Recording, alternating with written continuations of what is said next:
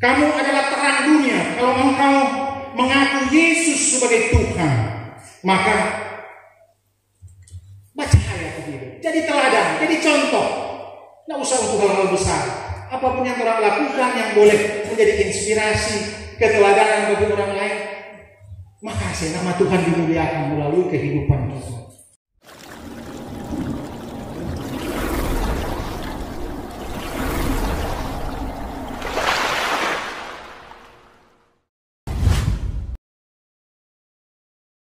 Jemaat yang dikasihi dan diberkati Tuhan, kiranya belum terlambat selama tahun baru untuk kita sekalian ada di hari yang ke-12 menikmati kasih dan kemurahannya, dan senang sekali orang boleh berjumpa, bertatap muka, dan kita percaya di bawah kolong langit ini tidak ada satupun yang kebetulan, bahwa Tuhanlah yang menetapkan langkah-langkah orang, langkah-langkah kita. Dan kalau Tuhan mengatur langkah-langkah kita untuk ada di rumah gereja ini, itu berarti orang berkat itu, orang karunia itu. Saat mana kita menyadari bahwa kalau bukan Dia maka kita tidak ada di sini. Barangkali suka mau datang ada alangan, barangkali suka mau datang kurang sehat, barangkali suka mau datang ada sesuatu yang bikin enak sadap, mau bagra, pergumulan suatu apa yang membuat orang teralam. Tapi kalau orang ada di sini, itu berarti Roh Kudus yang menggerakkan roh kita. Orang kan ada roh dalam hati ya, pikiran kita. Ada Roh Kudus, huruf besar, dan Roh Kudus itulah yang menggerakkan hati kita, dan kita menjawab ya untuk ada dalam persekutuan yang beribadah. Saudara-saudaraku, juga senang kalau ada bersama dengan ketua jemaat, dengan BPMJ, para pendeta yang pernah melayani juga di sini ya, para pendeta yang ada sekarang, tapi juga ada Pak Tulengke sebagai keluarga pendeta juga ya, Ibu ketua jemaat, juga Bapak Ibu yang mewakili instansi, orang sama-sama. Sebetul di undangan juga bilang tiada kesan tanpa kehadiran Anda, begitu kan? Biar bagaimanapun panitia atur nih acara ke-22, tapi kalau yang datang cuma 10% dari yang diundang, bagaimana itu perasaan panitia HRG kan?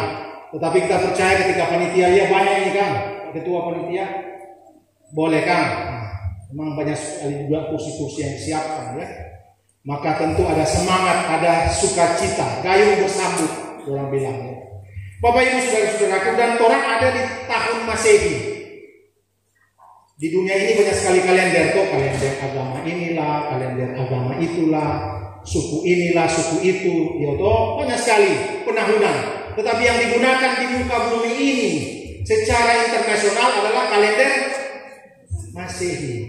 Masehi ke bahasa itu ke bahasa tua kan. Masehi ke arti apa? Kalau saya bilang Masehi, Kristus ya. Tahun Kristus. Yang Jawa rayakan tahun Kristus itu kan ada 1-2 orang yang kurang senang. Tuhan tahun ini. Siapa Tuhan mau bikin tahun baru? Biarkanlah dalam pergumulan orang ya. Tetapi orang tahu kalau bilang ini tahun Masehi, dipakai sejak abad ke-6. Abad ke-6 pada masa pemerintahan Kaisar Romawi Gregorius. Ketika orang mencari telusuri tanggal kelahiran Yesus, maka mulai waktu itu sampai abad ke-21 ini tahun Masehi, tahun Tuhan kita, Anno Domini. Kalau dia bilang tahun Tuhan kita, tahun Masehi, tahun Kristus, dia pakai istilah AD.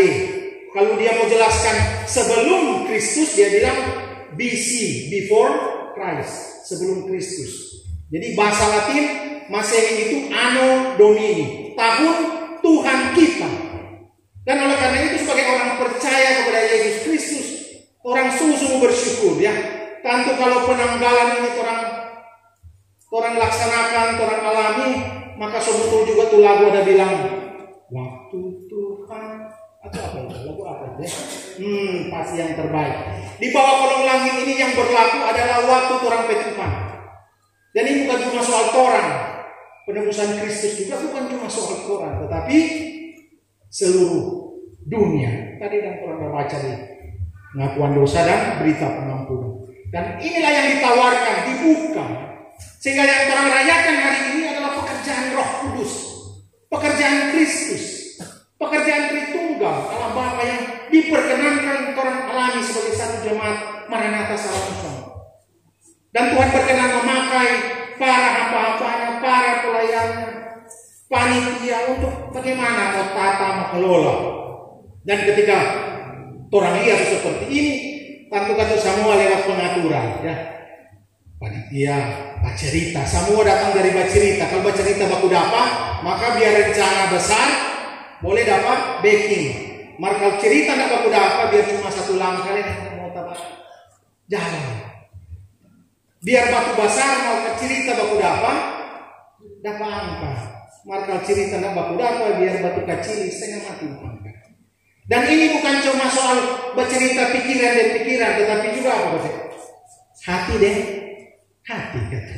Kalau sobaku masa tu cerita, orang kau saling memahami, saling mengerti bahwa ini kehendak Tuhan, pekerjaan Tuhan yang orang bikin, maka selalu ada power, ada kekuatan yang luar biasa, ada roh yang menyala-nyala, semangat yang berkobar dalam hati kita. Dan inilah persembahan jamaat di usia ke-22 tahun dalam suasana yang sungguh bersyukur ini. Saudara-saudaraku, saat kita melaksanakan hari ulang tahun, tentu orang ada kesempatan untuk menengok ke belakang, ya kan? Tengok itu 22 tahun lalu. So baca tadi di sejarah gereja, di sejarah jemaat, ya. Bagaimana para pelopor perintis rata-rata masih ada kan? Pada tahun 22 tahun lalu, 2000 berapa waktu itu kan? 2003 ya. Masih ada di sini ya. Para pendeta juga yang waktu itu juga pasti masih ada ya. Bagaimana mengambil sikap berani dengan alasan itu tadi saya bilang demi kelancaran pelayanan. Jadi ketika orang mau mekar selalu dalam upaya bagaimana mau kasih dekat nih pelayanan. Bagaimana supaya ada sentuhan pelayanan. Bagaimana supaya ada kemajuan. Sebab memang kalau terlalu besar orang mesti pikir berbagai hal. Paling utama itu jangkauan kan. Dan oleh karena itu gereja hari ini, jemaat hari ini adalah karena apa yang dibuat oleh tua-tua, oleh para perintis 22 tahun yang lalu. Ketulusan mereka, semangat mereka, itulah yang membuat gereja hari ini. Dan kalau orang bicara gereja ke depan, tergantung orang mau bikin bagaimana. Ini hari, itu kata orang harus titik beratkan, siapkan anak-anak sekolah minggu, pemuda remaja. Sebab kalau orang kerinduan gereja ke depan seperti ini, mulai dari orang yang berumur ya, gen apa? Gen Z dan gen Alpha, kelahiran 2010 kemarin. Ada orang masih remaja-remaja, orang tuh gereja ke depan. Dan arah pelayanan, pembinaan, penguatan orang harus ke sana. Saudara-saudaraku, demi apa? Demi menciptakan, menghadirkan pribadi-pribadi yang berintegritas. Orang PT hari ini tentang integritas. Kau tahu apa arti integritas? Itu perbuatan satu deh apa yang dikatakan. Integritas, yang tidak split, yang tidak picah. Dia bilang A, backing B. Ya kan, picah itu, tidak utuh ya. Apa yang kita lihat di sini, bagaimana saudara-saudaraku 3 orang pilihan Tuhan yang ikut dalam pembuangan di Babel. Pada masa itu saudara-saudaraku, ada 3 bangsa adik kuasa. Bapakku ganti orang pimpin tuh wilayah Timur Tengah waktu itu. Asyur, Babel, Persia. Tetapi ratusan tahun sebelum itu Mesir. Jadi kalau total 4. Nah Israel saudara-saudara ya dong lemong orang bilang bangsa yang kecil. Jadi kalau hari ini orang yang kali bilang contoh cuma sadiki atau apa tuh kita di dunia yang cuma sendiri. Itu pola berpikir begitu sejak zaman perjanjian lama oleh saudara. Tetapi bukan soal orang sadiki atau banyak. Di mana Tuhan berpihak di situ tuh mulia. Di situ tuh berkat. Ada banyak orang masuk dalam perbuangan ketika Babel menyerang Israel. Tahu toh cerita soalnya? Boleh baca ulang ya. Dan Tuhan memilih beberapa orang yang akan menjadi cahaya. Walaupun mereka dibuang ke negeri di mana tidak mengenal Allah, maka Tuhan yang menetapkan langkah-langkah, terus membimbing mereka. Itulah Daniel, Sadrak, Mesak, Abednego. Jadi, ketiga orang ini adalah sahabat dari Daniel. Saudara-saudaraku, demikianlah orang so baca DP cerita panjang tadi kan. Bagaimana pada waktu itu Nebukadnezar sebagai raja mendirikan sebuah patung emas. Dia mau kasih tunjuk ya begitu kan. Semua orang cuma manusia. Kalau mati jadi debu. Cuma memang sementara hidup, sementara berkuasa, ya, semua mata terarah kepadanya. Dialah matahari boleh bilang. Maka setuju itu dada. Dan kemudian dia meminta penyembahan dari wilayah yang dikuasainya. Saudara-saudaraku, di sini kita menyaksikan bagaimana kesetiaan ketiga orang ini diuji di hadapan raja yang sangat besar berkuasa waktu itu. Ayat 3 dan 4 dikatakan, berkumpullah para wakil raja, penguasa, bupati, penasihat negara dan seterusnya. Mulai ayat 4 dikatakan, berserulah seorang bentara dengan suara nyaring, beginilah dititahkan kepada kamu, kamu harus sujud menyembah, dan seterusnya dan seterusnya. Jadi inti apa? Siapa yang tidak menyembah, habis mau. Itu kan yang mau bilang, akan dilempar ke api yang menyala-nyala. Dan ketika dilaksanakan upacara ini, tersiar kabar bahwa ada orang-orang Yahudi yang tidak mau menyembah patung. Berani sekali. Memang berani sekali. Hukum sudah jelas. Siapa yang tidak menyembah akan dilempar di api yang menyala-nyala. Kemudian tentu terima laporan ini, raja marah, DP air muka berubah. Ini kemarahan tahap pertama. Kemarahan tahap kedua, ketika orang tiga sudah datang, dia kasih kesempatan, tetapi tetap menolak jawaban dari Sadrak, Mesak, Abednego kepada raja. Tidak ada gunanya kami memberi jawab kepada Tuanku dalam hal ini. Jika Allah kami yang kami puja sanggup melepaskan, maka ia akan melepaskan kami dari perapian yang menyala-menyala itu dan dari dalam tanganmu ya raja. Tetapi seandainya tidak, hendaklah Tuanku mengetahui ya raja, bahwa kami tidak akan memuja dewa Tuanku dan tidak akan menyembah patung emas yang Tuanku dirikan itu. Mari orang refleksikan jawaban mereka. Kalau memang Tuhan mau kasih lapas, bersyukur. Mar kalau orang yang mau lapas, mati orang. Nah, dia kok yang punya orang. Dia PH ambil orang. Jadi yang dijaga oleh ketiga orang ini adalah iman yang teguh dalam keadaan hidup maupun mati. Kalau mati ya, siapa yang punya orang ini? Tuhan punya. Dan oleh karena itu, kalau mereka dibebaskan, yang bersyukur. Saudara-saudaraku, menunjukkan inilah iman ya, iman para martir. Martir, kurang tahu di abad-abad pertama, saudara-saudaraku.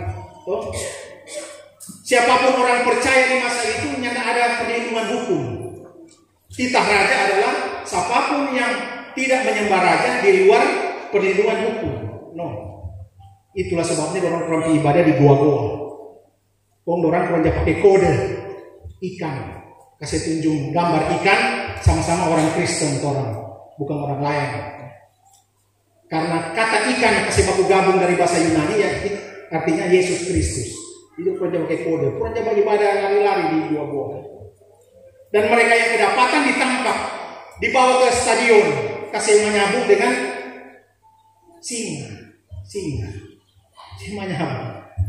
3 orang lapas, 3 singa lapas. Hari pertama singa cuma piciong-ciong, masih kanyang seperti itu singa. Dia cuma piciong-ciong begitu. Orang tarik pulang. Hari kedua singa mulai lapar, mulai jadi gigi-gigi. Karena dia belum makan, PK keluar lagi dari stadion untuk acara besok.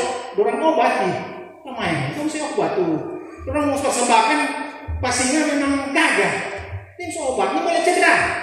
Ini boleh cedera tanpa dirawat maksudnya. Tuh. Lapas pulang sampai hari keberapa memang dia lapar, dia semua makan. Jiwa martir ya. Dan dalam satu ungkapan secara gereja dikatakan, gereja hari ini karena darah martir yang tercurah. Tentu para martir juga melihat pada Kristus yang telah menumpahkan darahnya. Jadi saudara-saudaraku, jiwa kemartiran ini yang menjadi teladan bagi kita sampai kini ya.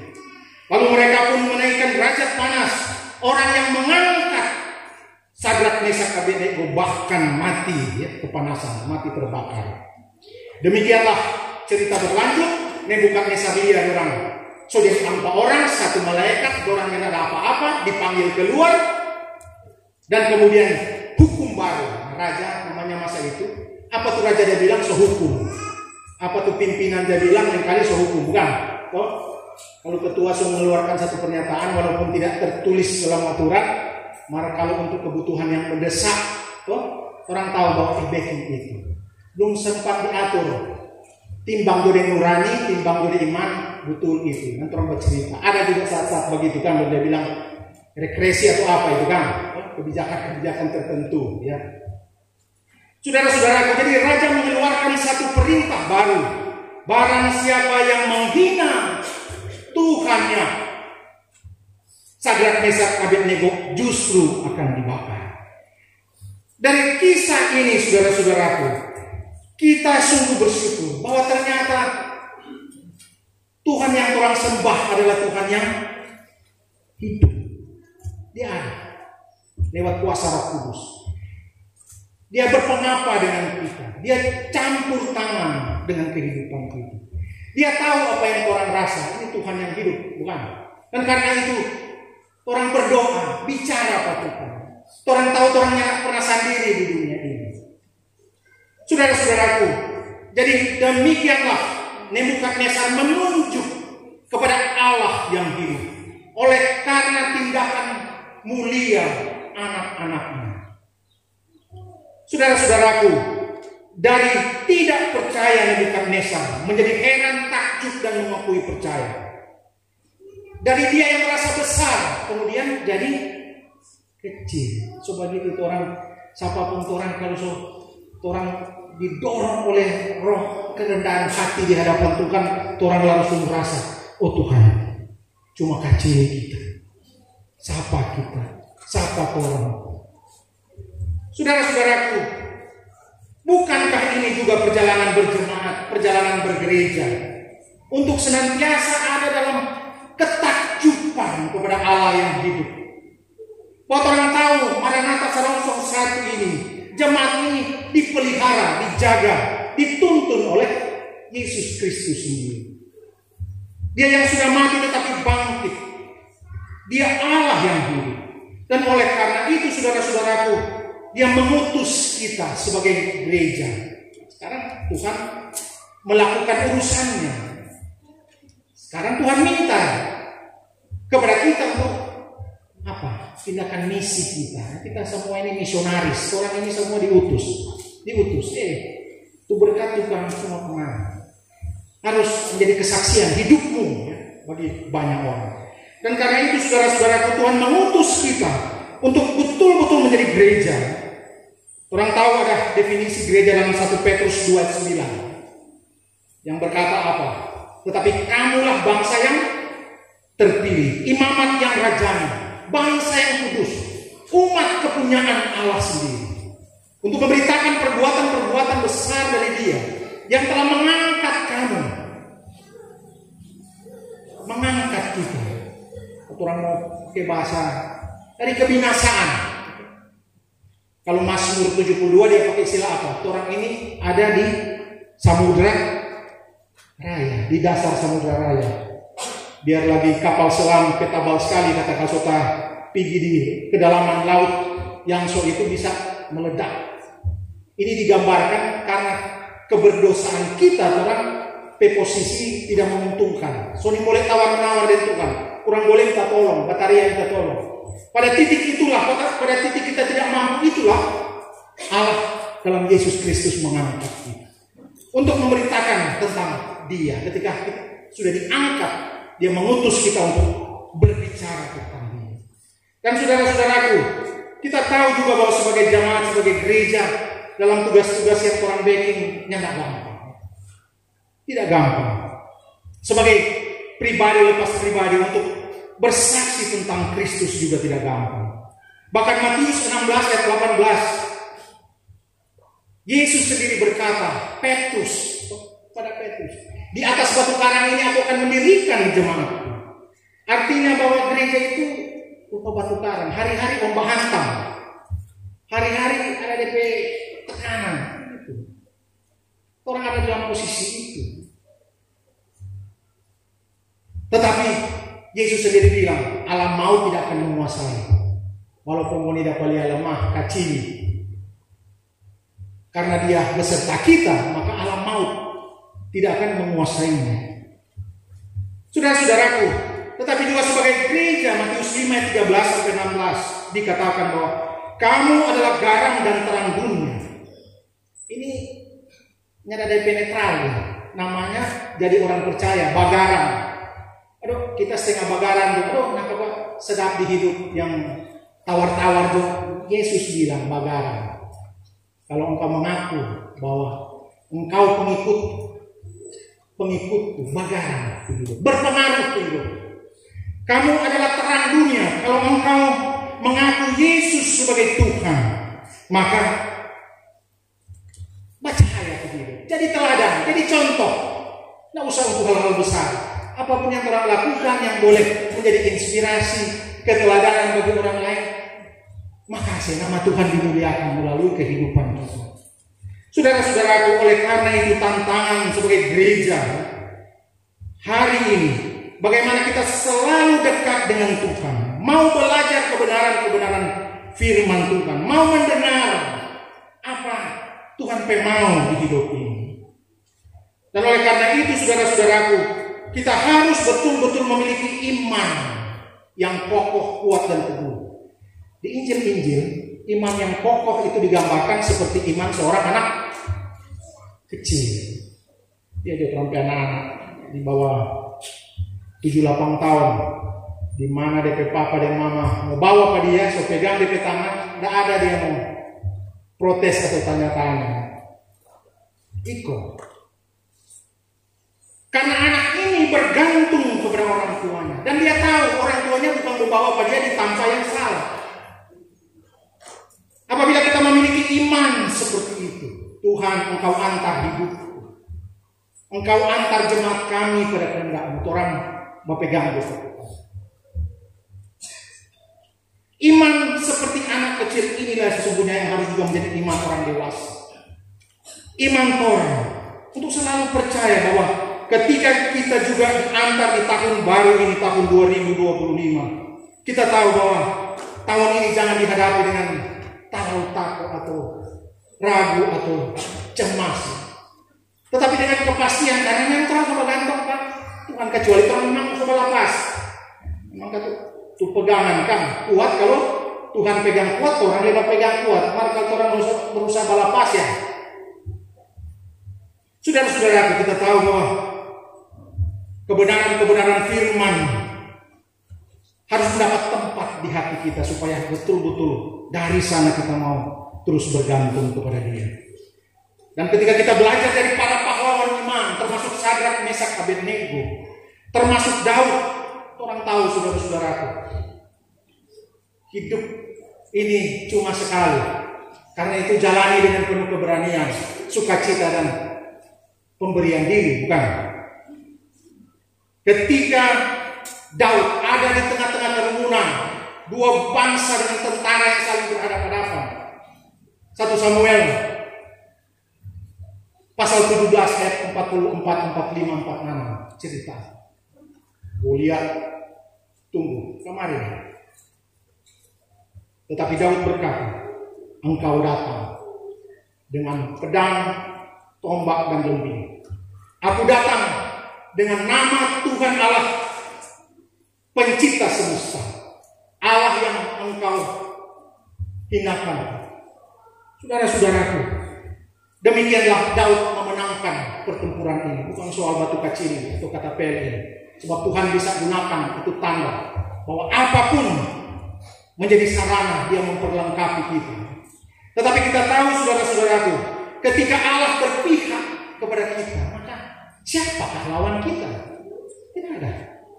Dan oleh karena itu, kita merenungkan sebagai jemaat, mari orang jadikan orang hidup ini sebagai jemaat di usia baru, tetapi juga menjalani tahun 2025 ini sebagai hidup yang pengucapan syukur pada Tuhan. Orang hidup inilah pengucapan syukur pada Tuhan. Ketika orang ada sebagai anak-anaknya, orang bukan mau cari Tuhan, akui kita sebagai anakmu. So bukan. Tuhan cuma meneraikan orang sebagai anaknya. Sebagai anak-anaknya, bukan hamba. Injil Yohanes bilang, orang ini bukan orang luar. Di hadapan Tuhan orang anak. Jadi kalau kita melakukan sesuatu semata-mata kata ucapan syukur ke Tuhan, makasih Tuhan, so meneraikan kita sebagai anakmu. Engkau berkorban nyawa di salib memenangkan aku sebagai anakmu. Sekarang tapi hidup kita menjalani sebagai pengucapan syukur ke Tuhan, supaya Tuhan bangga lihat kita, supaya Tuhan senang lihat orang pejemaat. Kita akan makin aktif dalam persekutuan. Kita akan terus memberi diri supaya mau dapat apa semua Tuhan so kasih ke kita. Apa tuh Tuhan nak kasih? Tuhan so siapkan deh apa mau jadi di tahun 2025, segala berkat kasih karunia pemurahan. Tinggal bagaimana kita mau bikin tapi hidup ini sebagai kebanggaannya. Selamat bersyukur, Tuhan sungguh tentu menyaksikan pekerjaan pelayanan hamba-hamba yang berintegritas, hamba-hamba yang mau memberi diri dan terus berkomitmen berkorban bagi pelayanan gerejanya.